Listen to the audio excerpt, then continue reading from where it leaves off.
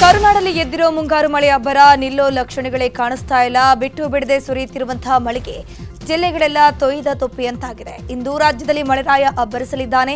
ಹೀಗಾಗಿ ಕರಾವಳಿ ಮಲೆನಾಡು ಭಾಗದ ಜಿಲ್ಲೆಗಳಿಗೆ ಆರೆಂಜ್ ಅಲರ್ಟ್ ಘೋಷಣೆ ಮಾಡಿದ್ದು, ಉಳಿದ ಎಲ್ಲ ಜಿಲ್ಲೆಗಳಿಗೆ ಮಳೆಯ ಅಲರ್ಟ್ ನೀಡಲಾಗಿದೆ. ಇನ್ನೆರಡು ದಿನ ಮಾತ್ರ ರಾಜ್ಯದಲ್ಲಿ ಮಳೆ ಆಗತ್ತೆ ಅಂತ ಹವಾಮಾನ ಇಲಾಖೆ ವಿಜ್ಞಾನಿ ಲತಾ ಶ್ರೀಧರ್ ಹೇಳಿದ್ರು. ಕನ್ನಡ, ಉಡುಪಿ ಮತ್ತು ದಕ್ಷಿಣ ಕನ್ನಡ, ಆಮೇಲೆ ಮಲೆನಾಡು, ಶಿವಮೊಗ್ಗ, ಚಿಕ್ಕಮಗಳೂರು, ಈ 5 ಡಿಸ್ಟ್ರಿಕ್ಟ್ಸು ರೆಡ್ ಅಲರ್ಟ್. ರೈನ್ಫಾಲ್ ಇಂಟೆನ್ಸಿಟಿ ಸ್ವಲ್ಪ ಕಡಿಮೆ ಆಗಿ ಬರುತ್ತೆ.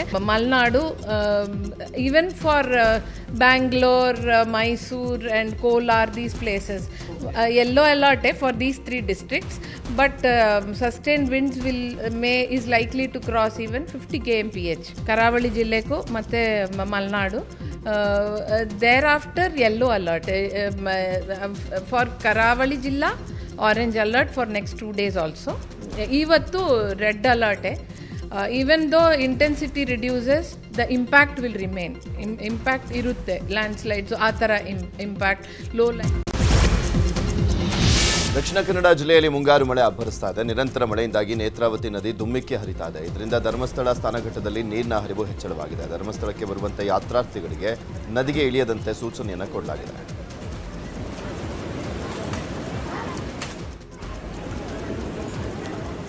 ಮಂಗಳೂರಿನಲ್ಲಿ ಭಾರಿ ಮಳೆಗೆ ನದಿಗಳು ತುಂಬಿ ಹರಿತಾ ಇರುವಂಥದ್ದು. ಪಲ್ಗುಣಿ ನದಿಯ ಹರಿವಿನಲ್ಲಿ ನೀರು ಏರಿಕೆಯಾಗಿದ್ದು ತಗ್ಗು ಪ್ರದೇಶಗಳಿಗೆ ನುಗ್ಗಿದೆ. ಇದರಿಂದ ಅಡಿಕೆ, ತೆಂಗು, ಭತ್ತದ ಗದ್ದೆಗಳು ಸಂಪೂರ್ಣ ಜಲಾವೃತ ಆಗಿದೆ.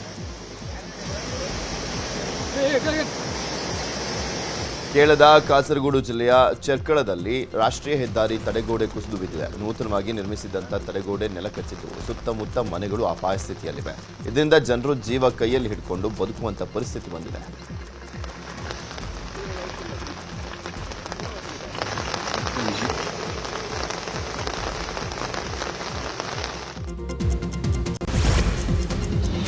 ದಕ್ಷಿಣ ಕನ್ನಡ ಜಿಲ್ಲೆ ಬೆಳ್ತಂಗಡಿ ತಾಲೂಕಿನ ಸವಣಾಲು ಗ್ರಾಮದಲ್ಲಿ ಕೊಚ್ಚಿ ಹೋಗ್ತಿದ್ದ ಯುವಕರಿಬ್ಬರು ಬಚಾವಾಗಿದ್ದಾರೆ. ಹಿತ್ತಲಪೇಲ ಕೂಡುಜಾಲು ಸಮೀಪ ಬೈಕ್ ಸಹಿತ ನೀರಿನಲ್ಲಿ ಕೊಚ್ಚಿ ಹೋಗಿದ್ದ ಯುವಕರು ಸಿನಿಮೆಯ ರೀತಿಯಲ್ಲಿ ಪಾರಾಗಿದ್ದಾರೆ. ಸತೀಶ್ ಮತ್ತು ಸಹಸವಾರ ಸುಳ್ಯೋಡಿ ನಿವಾಸಿ ಸಂಜೀವ ಪೂಜಾರಿ ಬೈಕ್ನಲ್ಲಿ ಕೆಲಸಕ್ಕೆ ಹೋಗ್ತಾ ಇದ್ರು. ನದಿ ದಾಟೋ ವೇಳೆ ನದಿ ನೀರಿನಲ್ಲಿ ಕೊಚ್ಚಿ ಹೋಗಿದ್ದು, ಆದರೆ ಬೈಕ್ ನದಿ ಬದಿ ಸಿಕ್ಕಾಕೊಂಡಿದ್ರಿಂದ ಯುವಕರಿಬ್ಬರು ಬಚಾವಾಗಿದ್ದಾರೆ.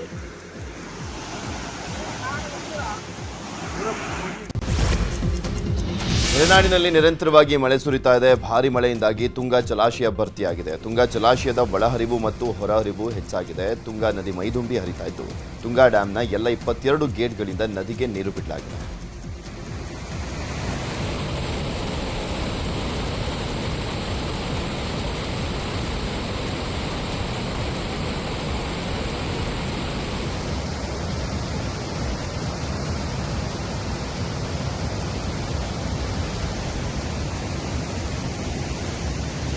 ಶಿವಮೊಗ್ಗ ಜಿಲ್ಲೆ ಲಿಂಗನಮಕ್ಕಿ ಜಲಾನಯನ ಪ್ರದೇಶದಲ್ಲಿ ವ್ಯಾಪಕ ಮಳೆ ಆಗ್ತಾ ಇದೆ. ವಿಶ್ವವಿಖ್ಯಾತ ಜೋಗ ಜಲಪಾತದ 4 ಫಾಲ್ಸ್ಗಳಿಗೆ ಜೀವಕಳೆ ಬಂದಿದ್ದು ನಯನ ಮನೋಹರ ದೃಶ್ಯ ಸೆರೆಯಾಗಿದೆ.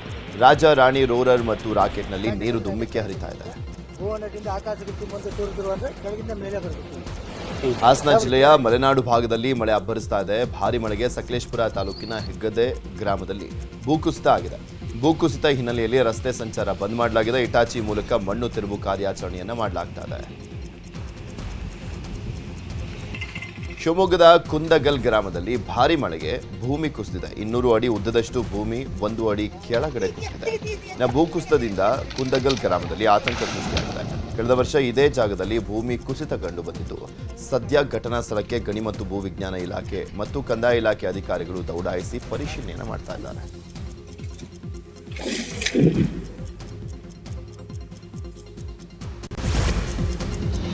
ಉತ್ತರ ಕನ್ನಡ ಜಿಲ್ಲೆಯಲ್ಲಿ ಮಳೆ ಆರ್ಭಟಿಸ್ತಾ ಇದೆ. ಒಂದೇ ಸಮನೆ ಬೀಳುತ್ತಿರುವಂತಹ ಭಾರೀ ಮಳೆಗೆ ಜನಜೀವನ ಅಸ್ತವ್ಯಸ್ತವಾಗ್ತಾ ಇದೆ. ಹೀಗಾಗಿ ಮುಂಜಾಗ್ರತಾ ಕ್ರಮವಾಗಿ ಜಿಲ್ಲೆಯಲ್ಲಿ ಅಂಗನವಾಡಿ, ಪ್ರಾಥಮಿಕ ಹಾಗೂ ಪ್ರೌಢಶಾಲೆಗಳಿಗೆ ರಜೆ ಘೋಷಿಸಲಾಗಿದೆ. ಗಾಳಿ ಮಳೆ ಹೆಚ್ಚಾಗಿರುವುದರಿಂದ ರಜೆ ಘೋಷಿಸಿ ಜಿಲ್ಲಾಧಿಕಾರಿ ಲಕ್ಷ್ಮೀಪ್ರಿಯಾ ಆದೇಶ ಹೊರಡಿಸಿದ್ದಾರೆ. ಇನ್ನು ಜೋರು ಮಳೆಗೆ ಕಾರವಾರ ಕಂದಾಯ ಇಲಾಖೆ ಕಚೇರಿ ಎದುರು ಬೃಹತ್ ಮರವೊಂದು ಧರೆಗುರುಳಿದೆ. ಕಚೇರಿ ಎದುರಿದ್ದಂತಹ ಆಟೋ ಮೇಲೆ ಮರ ಬಿದ್ದಿದ್ದರಿಂದ ಆಟೋ ಜಖಂಗೊಂಡಿರುವಂಥದ್ದು. ಆದರೆ ಅದೃಷ್ಟವಶಾತ್ ಚಾಲಕ ಪ್ರಾಣಾಪಾಯದಿಂದ ಪಾರಾಗಿದ್ದಾನೆ.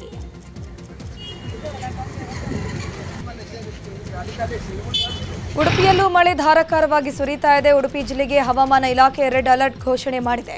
ಹೀಗಾಗಿ ಶಾಲೆಗಳಿಗೆ ಹಾಗೂ ಪಿಯುಸಿ ವಿದ್ಯಾರ್ಥಿಗಳಿಗೆ ರಜೆ ಘೋಷಿಸಿದ್ದಾರೆ ಡಿಸಿ ಡಾಕ್ಟರ್ ವಿದ್ಯಾಕುಮಾರಿ.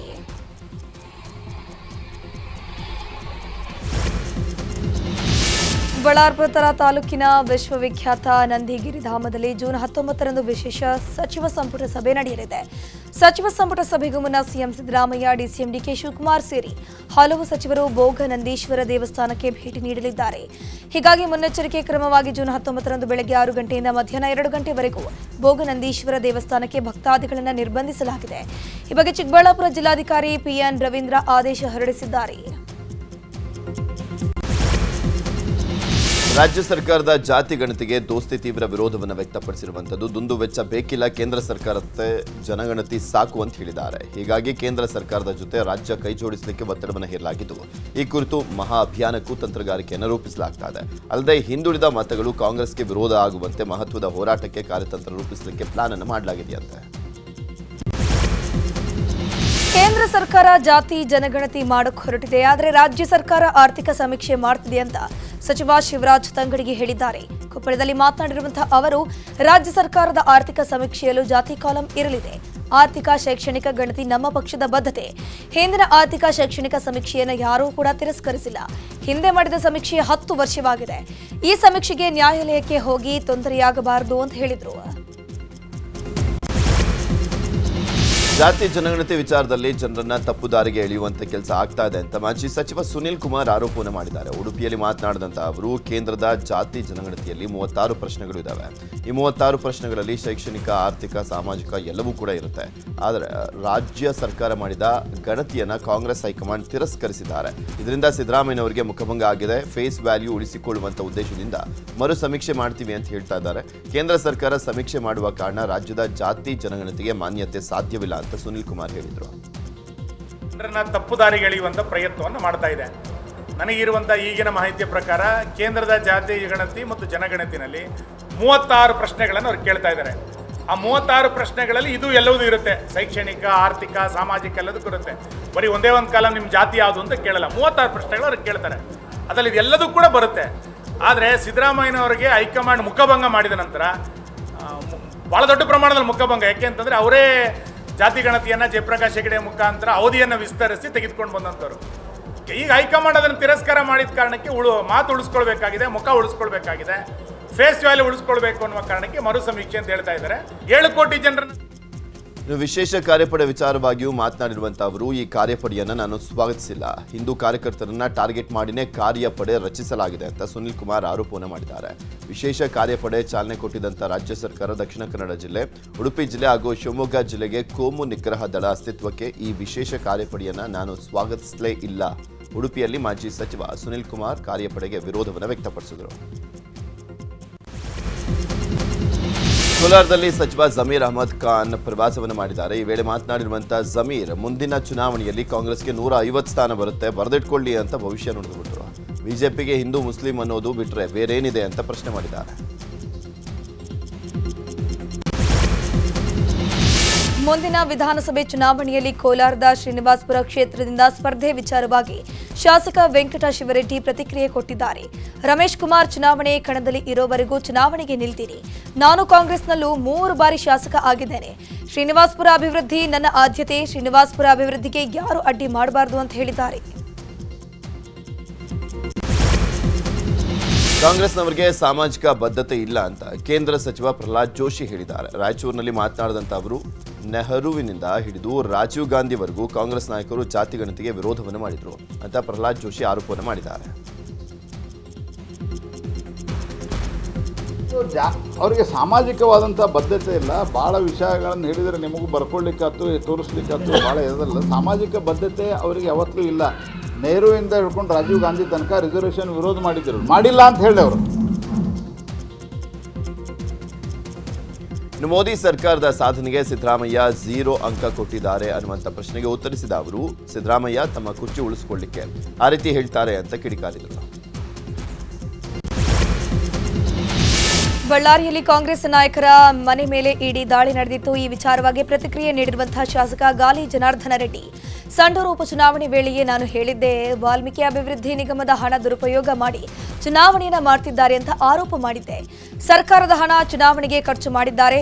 ಗೋವಾ ತೆಲಂಗಾಣ ಚುನಾವಣೆಯಲ್ಲೂ ವಾಲ್ಮೀಕಿ ಹಗರಣದ ಹಣ ಬಳಕೆಯಾಗಿದೆ ಅಂತ ಆರೋಪವನ್ನ ಮಾಡಿದ್ರು. ಉಡುಪಿ ಜಿಲ್ಲಾ ಬಿಜೆಪಿಯಲ್ಲಿ ಭಿನ್ನಮತ ಸ್ಫೋಟಗೊಂಡಿದೆ. ನೂತನ ಜಿಲ್ಲಾಧ್ಯಕ್ಷರ ಆಯ್ಕೆ ಮಾಡುವಾಗ ನನ್ನ ಜೊತೆ ಸರಿಯಾಗಿ ವರ್ತಿಸಿಲ್ಲ ಅಂತ ಮಾಜಿ ಜಿಲ್ಲಾಧ್ಯಕ್ಷ ಕಿಶೋರ್ ಕುಮಾರ್ ಹೇಳಿದರು. ನಿನ್ನೆ ನಡೆದಂಥ ಅಧಿಕಾರ ಹಸ್ತಾಂತರ ಕಾರ್ಯಕ್ರಮದಲ್ಲಿ ಮಾತನಾಡಿದಂಥ ಅವರು, ನಾನು ಜಿಲ್ಲಾಧ್ಯಕ್ಷನಾಗಿ ಆಯ್ಕೆಯಾದ ಬಳಿಕ ಎಂಪಿ ಎಂಎಲ್ಸಿ ಎಲೆಕ್ಷನ್ ನಡೆದಿದೆ. ಪಕ್ಷ ಕೊಟ್ಟ ಎಲ್ಲಾ ಕಾರ್ಯಕ್ರಮಗಳನ್ನು ನಿಷ್ಠೆ ಪ್ರಾಮಾಣಿಕತೆಯಿಂದ ಮಾಡಿದ್ದೇನೆ. ಇಷ್ಟು ಮಾಡಿದ್ರೂ ನನ್ನಿಂದ ಏನು ತೊಂದರೆ ಆಯಿತು ಗೊತ್ತಿಲ್ಲ. ನನ್ನನ್ನು ಗೌರವದಿಂದ ನಡೆಸಿಕೊಂಡಿಲ್ಲ ಅಂತ ಆರೋಪವನ್ನು ಮಾಡಿದರು. ಜೂನ್ 25ರಂದು ಕೋಲಾರ ಹಾಲು ಒಕ್ಕೂಟ ಕೋಮಲ್ ನಿರ್ದೇಶಕರ ಸ್ಥಾನಕ್ಕೆ ಚುನಾವಣೆ ನಡೆಯಲಿದೆ. ನಾಮಪತ್ರ ಸಲ್ಲಿಕೆಗೆ ಇನ್ನು 1 ದಿನವಷ್ಟೇ ಬಾಕಿ ಇರುವಂತದ್ದು. ಇಂದು ಮತ್ತಷ್ಟು ನಾಮಪತ್ರಗಳು ಸಲ್ಲಿಕೆಯಾಗುವ ಸಾಧ್ಯತೆ ಇದೆ. ಕಳೆದ 4 ದಿನದಿಂದ 54 ಮಂದಿ ಅಭ್ಯರ್ಥಿಗಳು ನಾಮಪತ್ರ ಸಲ್ಲಿಕೆ ಮಾಡಿದ್ರು. ಒಟ್ಟು 13 ನಿರ್ದೇಶಕರ ಸ್ಥಾನಕ್ಕೆ ನಡೆಯುತ್ತಿರುವ ಚುನಾವಣೆಯಲ್ಲಿ ಕಾಂಗ್ರೆಸ್ಗೆ ಜೆಡಿಎಸ್ ಹಾಗೂ ಬಿಜೆಪಿ ಮೈತ್ರಿಕೂಟ ಎದುರಾಳಿಯಾಗಿದೆ. ಮತ್ತೊಂದು ಕಡೆ ಕಾಂಗ್ರೆಸ್ನಲ್ಲಿನ ಒಳಜಗಳದಿಂದ ಬಣ ರಾಜಕೀಯ ಶುರುವಾಗ್ತಿರುವಂತದ್ದು. ಜೂನ್ 20ಕ್ಕೆ ನಾಮಪತ್ರ ವಾಪಸ್ ಪಡೆಯೋಕೆ ಕಡೆ ದಿನಾಂಕವಾಗಿದ್ದು, ಜೂನ್ 25ರಂದು ಮತದಾನ ನಡೆಯುತ್ತೆ. ನಂತರ ಮತ ಎಣಿಕೆ ನಡೆಯಲಿದ್ದು, ಸಂಜೆ 6 ಗಂಟೆಯೊಳಗೆ ಫಲಿತಾಂಶ ಪ್ರಕಟವಾಗಲಿದೆ. ಇರಾನ್ ಇಸ್ರೇಲ್ ಮಧ್ಯೆ ಯುದ್ಧ ಜೋರಾಗಿದೆ. ಈ ನಡುವೆ ಇಸ್ರೇಲ್ನಲ್ಲಿ 100 ಕನ್ನಡಿಗರು ಸಿಕ್ಕಾಕೊಂಡಿದ್ದಾರೆ. ಯುದ್ಧ ನಡೀತಾ ಇರುವಂತಹ ಸ್ಥಳಗಳಲ್ಲೇ ಹೋಟೆಲ್ಗಳಲ್ಲಿ ತಂಗಿದ್ದಾರೆ. ಇನ್ನು ಇಸ್ರೇಲ್ನಲ್ಲಿ ಹಾಸನದ 15 ಮಂದಿ ಸಿಕ್ಕಾಕೊಂಡಿದ್ದಾರೆ. ಹೀಗಾಗಿ ಹಾಸನದಲ್ಲಿರುವಂತಹ ಕುಟುಂಬಸ್ಥರಲ್ಲಿ ಆತಂಕ ಮನೆ ಮಾಡಿದೆ. ಸದ್ಯ ಇಸ್ರೇಲ್ನಲ್ಲಿರುವಂತಹ ಕನ್ನಡಿಗರು ಸೇಫ್ ಆಗಿದ್ದು ಕುಟುಂಬದವರೊಂದಿಗೆ ನಿರಂತರ ಸಂಪರ್ಕದಲ್ಲಿದ್ದಾರೆ. ಇನ್ನು ಇಸ್ರೇಲ್ ದಾಳಿಗೆ ಈಗಾಗಲೇ ಇರಾನ್ ರಕ್ತಸಿಕ್ತವಾಗಿದೆ. ಟೆಹರಾನ್ನಲ್ಲಿ ಗೌರಿಬಿದನೂರು ತಾಲೂಕಿನ ಅಲಿಪುರದ 7 ಮಂದಿ ವಿದ್ಯಾರ್ಥಿಗಳು ಸಿಕ್ಕಾಕೊಂಡಿದ್ದು ರಕ್ಷಣೆಗಾಗಿ ಮನವಿಯನ್ನು ಮಾಡ್ತಾ ಇದ್ದಾರೆ. ಗೌರಿಬಿದನೂರಿನ ಹಬೀಬ್ ಶಬೀರ್ ಅಲಿ, ಇಲ್ಹಾನ್ ಅಲಿ, ಇರ್ಫಾನ್ ಹೈದರ್, ರಾಜ್ ಅಬ್ಬಾಸ್, ಹಬೀಬ್ ಹುಸೇನ್ ಹಾಗೂ ನಕೀರ್ ರಾಜ ಟೆಹರಾನ್ನಲ್ಲಿ ಸಿಕ್ಕಾಕೊಂಡಿದ್ದು ರಕ್ಷಣೆಗಾಗಿ ಪ್ರಧಾನಿ ಮೋದಿ ಹಾಗೂ ಸಿಎಂ ಸಿದ್ದರಾಮಯ್ಯ ಅವರಿಗೆ ಎಕ್ಸ್ನಲ್ಲಿ ಮನವಿಯನ್ನು ಮಾಡಿಕೊಂಡಿದ್ದಾರೆ. 2 ದಿನಗಳ ಕಾಲ ಬಿಬಿಎಂಪಿ ವ್ಯಾಪ್ತಿಯಲ್ಲಿ ಕಾವೇರಿ ನೀರು ಸರಬರಾಜು ಸ್ಥಗಿತಗೊಳ್ಳುತ್ತೆ ಅಂತ ಜಲಮಂಡಳಿ ಮಾಹಿತಿಯನ್ನು ಕೊಟ್ಟಿದೆ. ಜೂನ್ 19ರ ಗುರುವಾರ ಬೆಳಗ್ಗೆ 6 ಗಂಟೆಯಿಂದ ಜೂನ್ 20ರ ಶುಕ್ರವಾರ ಬೆಳಗ್ಗೆ 6 ಗಂಟೆವರೆಗೆ ಕಾವೇರಿ ನೀರು ಸರಬರಾಜು ಯೋಜನೆಯ ಹಂತ 1ರಿಂದ ಹಂತ 5ರ ಎಲ್ಲಾ ಜಲರೇಚರ ಯಂತ್ರಗಾರಗಳನ್ನು ಸ್ಥಗಿತಗೊಳಿಸಲಾಗುತ್ತೆ. ವೃದ್ಧೆ ಬಳಿ ಬೋಲೆ ಕದ್ದು ಎಸ್ಕೇಪ್ ಆಗ್ತಾ ಇದ್ದಂತ ಕಳ್ಳನನ್ನ ಹಿಡಿದು ಸ್ಥಳೀಯರು ಧರ್ಮದೇಟನ ಕೊಟ್ಟಿದ್ದಾರೆ. ಮಂಡ್ಯದ ಕೆಆರ್ಪೇಟೆ ಪಟ್ಟಣದ ಹೊಸ ಕಿಕ್ಕೇರಿ ರಸ್ತೆಯಲ್ಲಿ ಈ ಘಟನೆ ನಡೆದಿದೆ. ಬ್ಯಾಂಕ್ನಿಂದ ಬಂದು ರಸ್ತೆ ಬಳಿ ನಿಂತಿದ್ದಂಥ ವೃದ್ಧೆ ಬಳಿ ಬೋಲೆ ಕದಿಲಿಕ್ಕೆ ಯತ್ನವನ್ನು ಮಾಡಿದ್ದಾರೆ. ಕಳ್ಳನ ಕೈಚಳಕ ನೋಡಿದಂಥ ಸ್ಥಳೀಯರು ಹಿಡಿದು ಬಿಸಿ ಬಿಸಿ ಕಜ್ಜಾಯ ಕೊಟ್ಟು ಪೊಲೀಸರ ಕೈಗೆ ಒಪ್ಪಿಸಿದ್ದಾರೆ.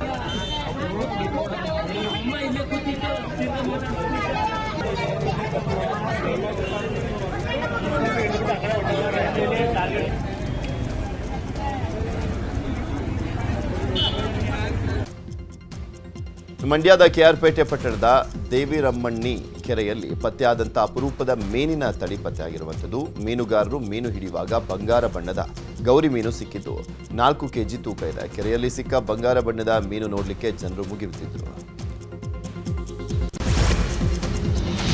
ಕೇರಳದ ತ್ರಿಶೂರ್ನ ಪೆರಿಂಗೊಟ್ಟುಕರ ದೇವಸ್ಥಾನದ ಪ್ರಧಾನ ಅರ್ಚಕ ಅರುಣನ್ನ ಬೆಳಂದೂರು ಪೊಲೀಸರು ಅರೆಸ್ಟ್ ಮಾಡಿದ್ದಾರೆ.